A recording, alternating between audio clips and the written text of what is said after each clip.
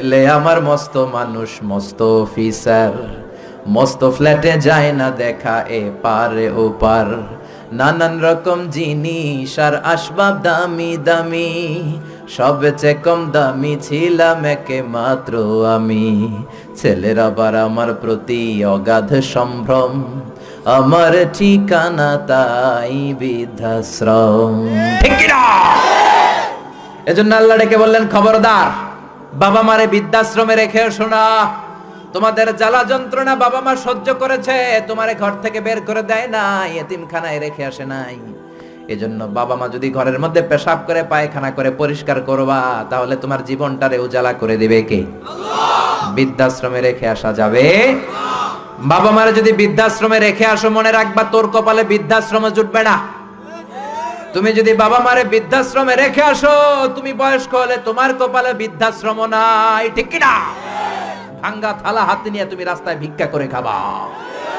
এজন্য আল্লাহ বললেন, ইহসানের প্রথম ব্যাখ্যা, ইম্মা ইয়াবলুগান্না ইনদাকাল কিবারা আহাদুহুমা আও কিলাহুমা ফালা তাকুল লাহুমা উফ।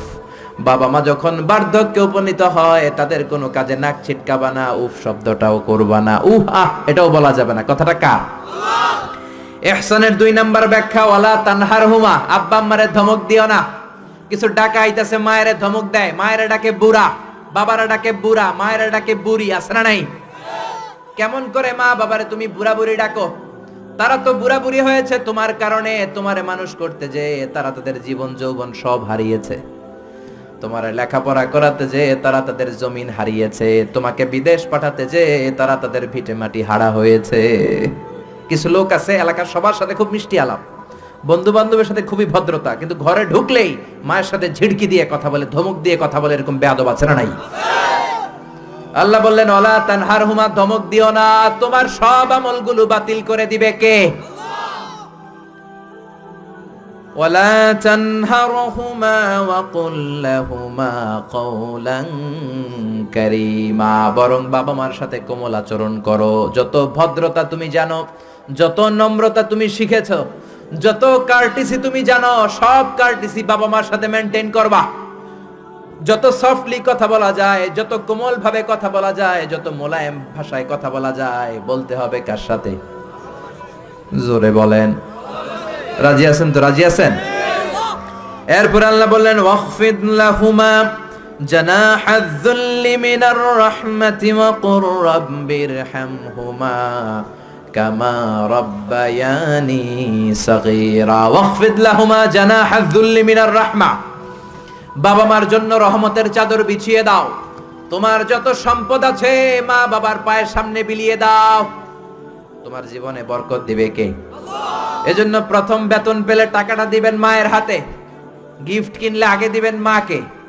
বউরে দিবেন না ওটা বলতেছে না, বউরে তো দিবেনই, কিন্তু আগে মায়ের হাতে কিছু দিবেন, তাহলে আপনার ইনকামে বরকত দিবে কে? আল্লাহ। আর বাবা মা একজন কিংবা 2 জন যদি দুনিয়া থেকে বিদায় নেয়, বাবা মার কবরের সামনে দাঁড়িয়ে চোখের পানি ছেড়ে তোমরা পড়ো, রব্বিরহামহুমা কামা রাব্বায়ানি সাগীরা ওয়া কুর রাব্বিরহামহুমা কামা রাব্বায়ানি সাগীরা। কবরের সামনে দাঁড়িয়ে আল্লাহরে বলেন, আল্লাহ, বাবা মা ছোটবেলা যেমনি আমাদেরকে আদর দিয়ে, সোহাগ দিয়ে, ভালোবাসা দিয়ে আগলে নিয়েছে, আমার বাবা মা ইন্তেকাল করার কারণে তোমার কাছে যাওয়ার পরে তুমিও আদর আর ভালোবাসা দিয়ে আমার বাবা মাকে কাছে টেনে নিও। পড়ে না আমিন? আর জোরে পড়ে না আমিন? এজন্য আল্লাহর ফয়সালা 2টা। জোরে বলেন, কয়টা? সবাই বলেন। ঘুম আসছে তো জিমাই পড়েন কেন? ফয়সালা কয়টা? 1 নাম্বার ফয়সালা, ইবাদত হবে একজনের, তিনি কে? আল্লাহ। 2 নম্বরে খেদমত করতে হবে কার? বিশ্বনবী বললেন, এই পৃথিবীতে যত ভালো আমল আছে তার মধ্যে শ্রেষ্ঠ ভালো আমল হচ্ছে মা বাবার খেদমত, বিররুল ওয়ালিদাইন। এক সাহাবী বললেন, আইয়ুল আমালি আফদাল ইয়া রাসূলুল্লাহ, ও নবী সবচেয়ে ভালো আমল কোনটা? বিশ্বনবী বললেন, সবচেয়ে ভালো আমল 3টা। জোরে কোন, কয়টা? 3টা। 1 নম্বরে as-সালাতু ফি ওয়াক্তিহা, সময় মতো নামাজ। যেখানে আজান হবে ওই জায়গায় নামাজ পড়ার দরকার আছে না নাই? সালাতে কায়েম করো, সালাতে কায়েম করো, হবে সম্মানী তুমি, হবে জান্নাতি তুমি, হবে সম্মানী তুমি, হবে জান্নাতি তুমি।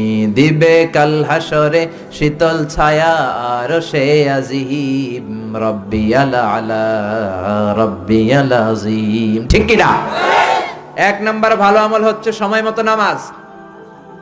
দুই নাম্বার সবচেয়ে ভালো আমল হলো বিররুল ওয়ালিদাইন, মাতা পিতার খেদমত করা। তিন নম্বরে সবচাইতে ভালো আমল হলো আল জিহাদ ফি সাবিলিল্লাহ, আল্লাহর রাস্তায় জিহাদ করা। সুবহানাল্লাহ। তার মানে এই পৃথিবীর সবচাইতে তিনটা ভালো আমলের মধ্যে মা বাবার সাথে খেদমত করাটা আছে না নাই?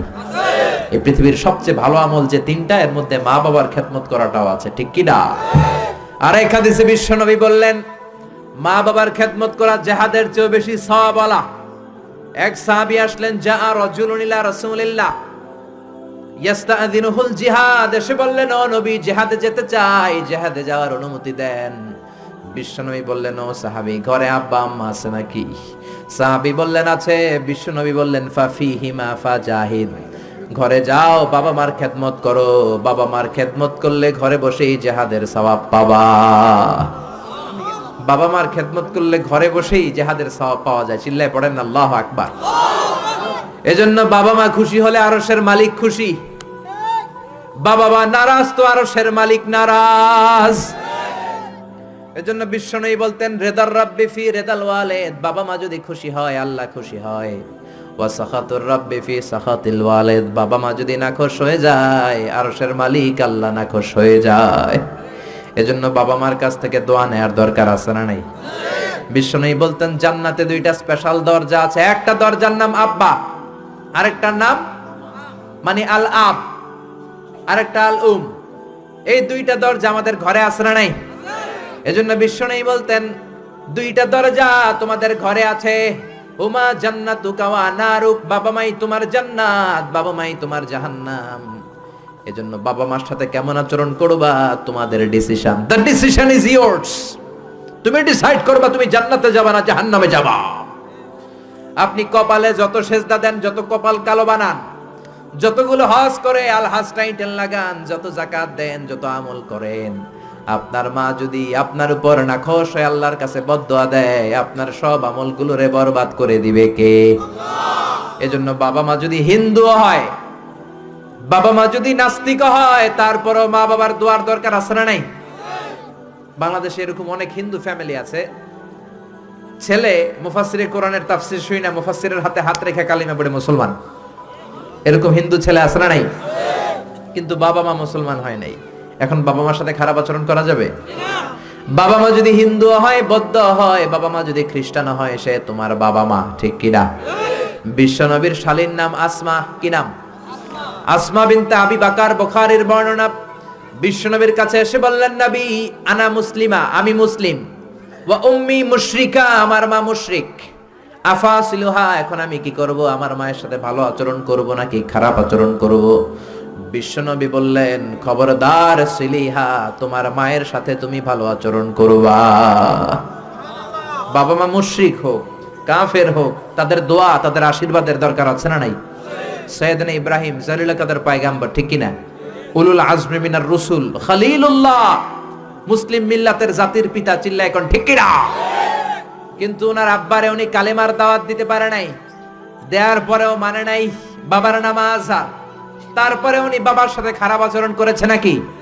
মোলায়েম ভাষায়, কোমল ভাষায়, আদবের সাথে বাবার ডেকে বলেছে, ইয়া আবাতি লিমা তা'বুদু মা লা ইয়াসমা'ু ওয়া লা ইউবসিরু ওয়া লা ইউগনি আনকা শাইআ।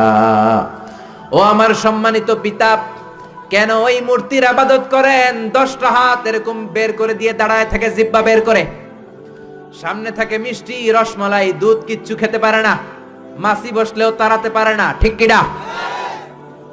কেন এই মূর্তির পূজা করেন? কেন এই পুতুলের ইবাদত করেন? যে এই পুতুল কানে শোনে না, চোখে দেখে না, নিজের গায়ের মাছিটা নিজে তাড়াতে পারে?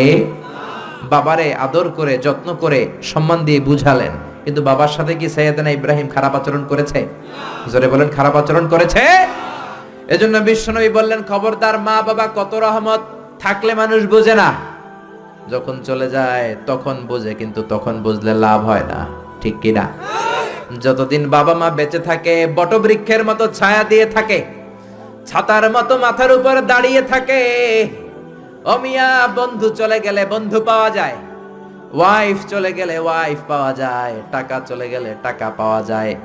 জনম দুঃখিনী মা যদি দুনিয়া ছেড়ে চলে যায়, মারে আর পাওয়া যায় নাকি?